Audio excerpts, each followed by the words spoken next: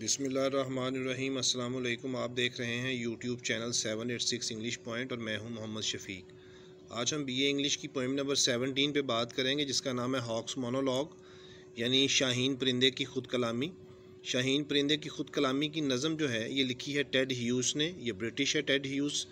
और इस नज़म को शुरू करने से पहले मैं आपको ये बताता चलूँ कि अगर हम कीड़े मकोड़ों की दुनिया में चले जाएँ तो कीड़े मकोड़ों की दुनिया का जो बादशाह है वो सांप है।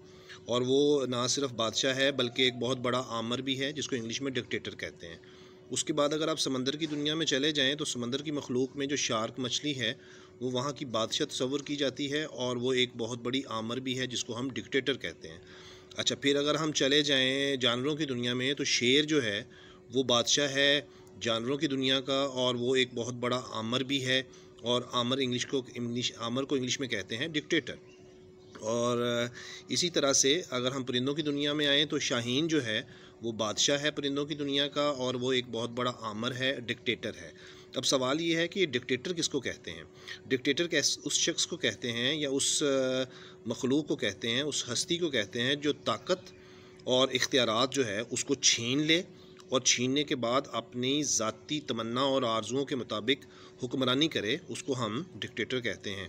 अच्छा, इस नज़म में हमें हॉक्स मोनोलॉग यानी शाहीन की ख़ुद कलामी, यानी एक डिक्टेटर, एक आमर जो ताकत और इख्तियार को छीनने के बाद अपनी ज़ाती ख्वाहिशात के मुताबिक हुक्मरानी करता है, उसकी हुक्मरानी के करने के अंदाज़ को हमें इस बारे में इस नज़म में हम पढ़ेंगे। तो चले आए देखते हैं कि इसमें जो हॉक है, शाहीन जो है, वो अपनी ख़ुद कलामी में जो ताकत के नशे में डूबा हुआ है, उसकी गुफ्तगू में आखिर वो कौन सा घुमंड है, कौन सा नशा है जो वो हमारे से शेयर करता है। तो वो कहता है सबसे पहले अपनी फर्स्ट लाइन में कहता है कि I sit in the top of the world, मैं जंगल की सबसे ऊंची जो ऊंचाइयां हैं उस पर बैठता हूँ, यानी दरख्तों पर, ऊंचे दरख्तों पर बैठता हूँ।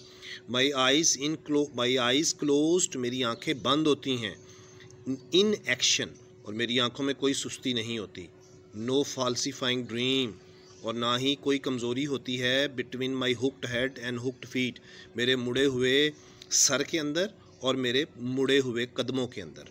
और in sleep rehearse perfect kills and eat, और नींद में रिहर्स मशक करता हूँ दुरुस्त तौर पर अपने शिकार को कत्ल करने में, मारने में, यानी उसको शिकार करने में। एंड ईट, और उसको मैंने परफेक्ट अंदाज से खाना कैसे है उसकी मैं मशक करता हूँ।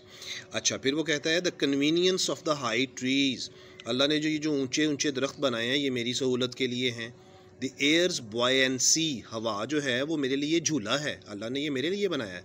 And the sun ray are an advantage to me, और हत्ता के सूरज की किरणें जो हैं वो भी मेरे फ़ायदे के लिए बनाई गई हैं। And the earth face upward for my inspection, और ज़मीन का चेहरा ऊपर की तरफ उठ जाता है फॉर माई इंस्पेक्शन, मेरा मुआयना करने के लिए। यानी इससे मुराद ये है कि जब मैं ऊपर से अपने शिकार के लिए नीचे की तरफ झपटता हूँ या आ रहा होता हूँ तो ज़मीन अपना मुंह ऊपर करके मेरा मुआयना करती है कि ये कौन सी बला ऊपर से नीचे उतर रही है।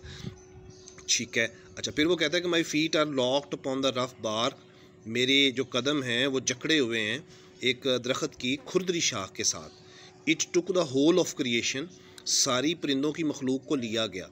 अच्छा, मसलन इसका ये है कि अल्लाह ताला ने तमाम परिंदों की मखलूक की जो मिट्टी थी उसको इकट्ठा किया, उसको इकट्ठा करने के बाद गूंदा, और गूंदने के बाद उसमें से क्या किया, टू प्रोड्यूस माई फुट, मेरे कदम अल्लाह ने बनाए। माई ईच फीदर, और अल्लाह ने फिर उस मिट्टी से मेरा पर भी बनाया। No I hold creation in my foot, ये देखें उसके तकब्बर, गुरूर, घुमंड और ताकत के नशे का एक उसकी झलक। वो कहता है कि no I hold creation in my foot, और अब परिंदों की जितनी मखलूक है उसको मैं अपने कदमों तले रखता हूँ, वो मेरे कदमों की खाक है, उनको मैं जैसे चाहूँ ट्रीट करूँ, जैसे चाहूँ डील करूँ। अच्छा, फिर वो कहता है कि और फ्लाई अप, और मैं अपने शिकार को लेके ऊपर उड़ता हूँ। And revolve it all slowly, और उनको घुमाता हूँ शिकार को, सारे के सारे शिकार को बहुत आहिस्ता आहिस्ता से। आई किल वेयर आई प्लीज़, मैं कत्ल करता हूँ, शिकार करता हूँ जहाँ मेरा दिल करता है। Because it is all mine, क्योंकि ये सारे का सारा मेरा है। यानी जंगल की हुक्मरानी की बादशाहत और उसमें नशे की हालत में जो कि गुरूर और घुमंड का है वो हमारे से बात कर रहा है। There is no sophistry in my body, और हाँ, मेरी जिस्म के अंदर कोई नाजुकी नहीं है, कोई कमज़ोरी नहीं है। My manners are tearing off heads, और मेरा तो अंदाज़े ज़िंदगी ये है, मेरे तो अंदाज़ ही ये हैं कि मैं तो सरों को चीरता हूँ। तो माय डियर स्टूडेंट्स, हिस्ट्री में फ़िरौन और नमरूद भी ऐसा ही करता रहा था। वो भी आमर थे और उनका आमराना अंदाज़ ज़िंदगी भी यही था कि वो इंसानों को कीड़े मकोड़ों की तरह डील करते थे और इंसानों को जब चाहे जहाँ चाहते थे मार देते थे। और फिर रिसेंटली हमें जर्मनी के हिटलर की भी मिसाल वाज़े है। उसने भी लाखों करोड़ों इंसानों को अपने पाँव की खाक समझ के उनके सरों को उतारा और उनका खून बहाया, जुल्म किया, जबर किया। और उसके बाद अगर हम पाकिस्तान आ जाएं तो उसमें भी हमारे पास जनरल ज़ियाउल हक और परवेज़ मुशर्रफ की मिसालें वाज़े हैं। वो भी आमर थे, डिक्टेटर थे, अपनी मर्ज़ी और ख्वाहिश के मुताबिक उन्होंने हुक्मरानी की, जो चाहा वो किया। लेकिन उनके जहन में शायद यही था, वहम था कि शायद उनकी हुक्मरानी हमेशा कायम रहेगी। ऐसा नहीं होता।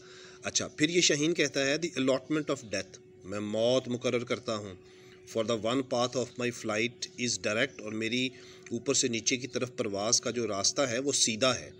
Through the bones of the living, और मैं सीधा अपने शिकार की, जिंदा शिकार की हड्डियों को झपटता हूँ। No arguments assert my right, और कोई भी दलील, कोई भी ऐसा लॉजिक जो है, कोई भी दलील मेरे इस राइट हक को एसर्ट, मेरे से छीन नहीं सकती। The sun is behind me, सूरज भी मेरे पीछे है, सूरज भी मेरी से कम अहमियत रखता है। Nothing has change since I began, और अभी तक कुछ तब्दील नहीं हुआ जब से मैंने ताकत के नशे में चूर हुक्मरानी शुरू की है, तब से लेके अब तक कुछ नहीं हुआ। My eye has permitted no change, मेरी आँखों में अभी तक कोई तब्दीली नहीं आई, मेरी आँख ने किसी तब्दीली को अभी नहीं आने दिया। I am going to keep things like this, मैं चीज़ों को ऐसे ही रखूँगा जैसे मैं रखता रहा हूँ। माई डियर स्टूडेंट्स, इस लास्ट स्टेंजा में एक बड़ी आयरोनिकल बात यह है कि कुदरत का ये कानून है कि नथिंग इज़ परमानेंट, कुछ भी मुस्तकिल नहीं होता, तब्दीली आके रहती है। ये कुदरत का एक अटल कानून है। तो इस आखिरी स्टेंजे में तब्दीली उसमें आ चुकी है, वो बूढ़ा हो गया हुआ है, लेकिन कह ये रहा है, यही एरोनिकल है। एरोनिकल कहते हैं, आयरोनिकल कहते हैं कि कहना कुछ लेकिन उसका मतलब कुछ और होना। यहाँ पे ये शाहीन डिक्टेटर आमर ये छुपा रहा है कि मेरे में कोई तब्दीली नहीं आई, लेकिन चूँकि वो बूढ़ा हो गया हुआ है तो कहता है कि nothing has change since I began, जब से मैंने शुरू किया चीर फाड़ करना, हुक्मरानी करना, घुमंड और गुरूर के नशे में, तब से लेके अब तक मेरे में कुछ नहीं बदला, लेकिन तब्दीली असल में आ चुकी हुई है। My eye has permitted no change, मेरी आँखें भी, मैंने भी किसी तब्दीली को आने की इजाज़त नहीं दी। I am going to keep things like this, मैं चीज़ों को और हालात को ऐसे ही रखने जा रहा हूँ जैसे मैं पहले रखता था। So this is a story of a dictator who is fully drunk, power drunk, and feels that his power will never end. There is no end of his power, but nature has the rule to change everything. अब वो बूढ़ा हो गया और उसकी ताकत उससे छिन गई है। इसमें मॉरल लेसन आपके लिए ये है कि nothing is permanent. We should change ourselves according to the situation and the circumstances of life. If we will not change, the time will change us. Thank you very much. See you next time. Khuda Hafiz.